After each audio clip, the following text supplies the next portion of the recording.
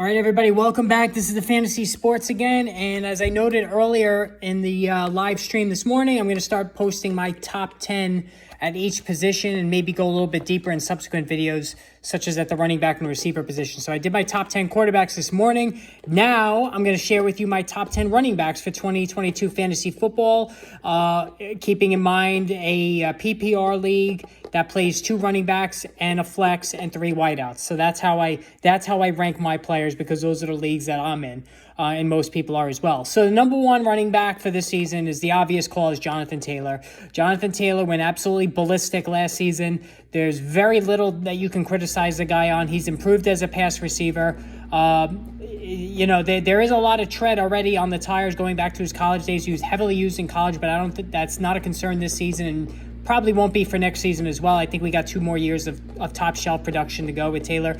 Matt Ryan coming to town is a plus. He's going to throw more to his running backs than Carson Wentz did, so Taylor can in fact pass the 50 catch mark if he wants. I also think that Frank Reich will dial back some of the touches on Taylor. I think that Nyheim Hines is more than a thing. I think he's a big weapon that has sort of a Darren Sproles look to him in terms of how Reich might employ him, but he's durable. Taylor's durable.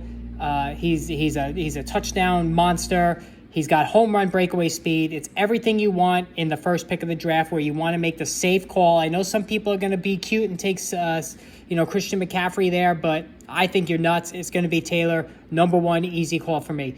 Now, number 2, I do have McCaffrey. So when I started putting rankings together in late May, I had McCaffrey in the 5-6 area. Now, as the season's drawn near, I've got him in the number 2 spot, because let's face it, when he is right, and he rarely has been right lately health-wise, he's the best player in fantasy football. He can easily do a 1,000-yard receiving and 1,000-yard rushing campaign, which he did, 3 years ago. Just a true blockbuster stud, fantasy football superstar, you name it, that's McCaffrey. But 10 games played the last 2 years. Has never been the same physically since he bulked up 2 summers ago. He's 27 now. The offensive line's horrible. We don't know if Baker Mayfield will be throwing much to his backs. So there is a lot of question marks still with McCaffrey. I'm not taking him first overall like some people are. Maybe not even in the second spot. I'm just scared. I had some visions, fantasies about maybe taking McCaffrey in one of my leagues that I have a high draft pick in, but reality slapped me in the face. You got to nail your first round pick, and McCaffrey is the most. I've said this before on Twitter, and you can follow me on Twitter at Rotobus. McCaffrey this season is the biggest boom or bust player in fantasy football history. Find me somebody else who carries this much significant threat, but yet has the unmatched upside. I can't recall somebody in history being this pronounced as a boom or bust guy. All right, number 3 is Austin Eckler. You're buying high on Eckler. He's not going to repeat the 20 touchdowns of a year ago. And he said himself that he thinks that he should dial back his own usage. And that's why they spent a high draft pick on Isaiah Spiller, who's injured. The Chargers have blown it year after year when it comes to finding a backup running back for Eckler. The jury's still out on Spiller. He's got to get back on the field. I still think he's going to be... He's made for fantasy football. He's going to catch 70 passes. He's going to run for over 800 yards. It just depends on where the touchdowns come in. But the fact that this coaching staff has used Eckler liberally in the red zone is a big thing. I just have a bad feeling that we're looking at a rough season ahead. Eckler was banged up constantly last season. To his credit, he played through it. I don't think he's going to get as lucky this time around health-wise. He's a small back. He's on the smaller side. Taking big hits between the tackles is not conducive to him staying fully healthy for the second year in a row.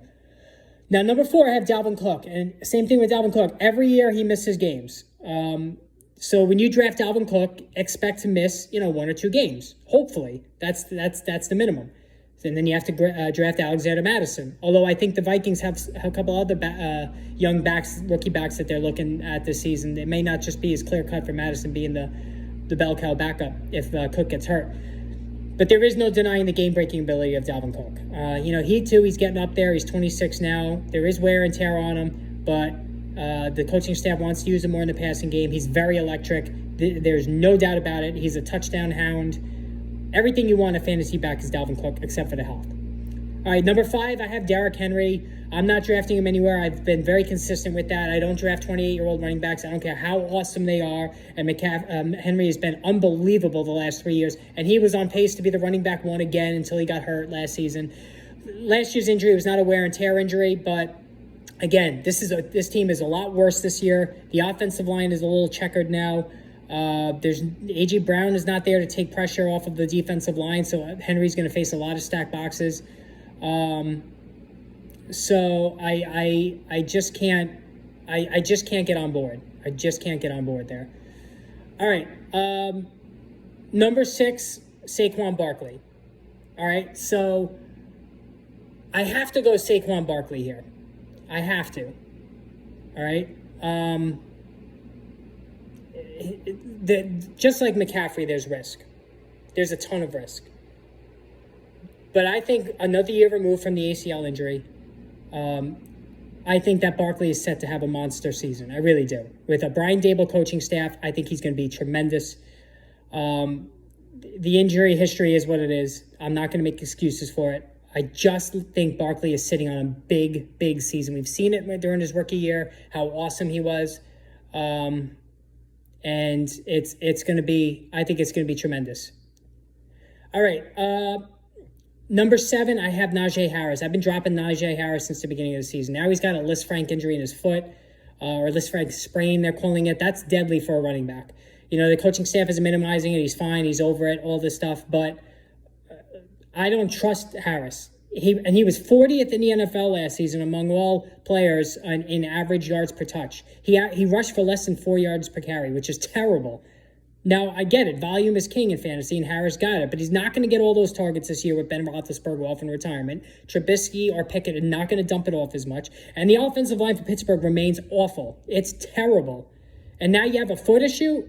I'm fading Harris. I don't want any part of this. And I might even keep dropping him before the season. Number 8, Deandre Swift. I love Deandre Swift. If there's one running back I can just make sure I have, it's Deandre Swift. I think he could be the running back 1. I absolutely, totally believe it. He was on pace to catch 80 passes last season. This Lions offensive line is terrific. This is a top 5 unit. You know, you don't think the Detroit Lions having a good offense ever. Historically, they haven't. But this is actually a pretty good offense. The line is tremendous. You have Amon-Ra St. Brown, who we all love. They drafted Jameson Williams. They have DJ Chark, who can stretch the field. And now you have DeAndre Swift, who can catch 80 passes. He can run for 1,000, and he can score a total of 10 touchdowns. That's fantasy gold. But, and just like Dalvin Cook, just like Saquon Barkley, just like CMC, injuries.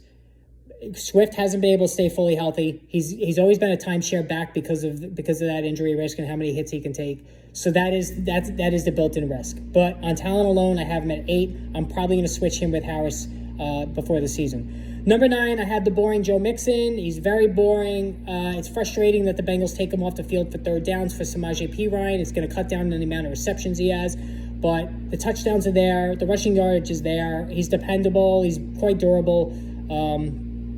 End of the first round, beginning of the second, Mixon's worth it there. And then number 10, I have Aaron Jones. I thought about Leonard Fournette, but I like Jones better.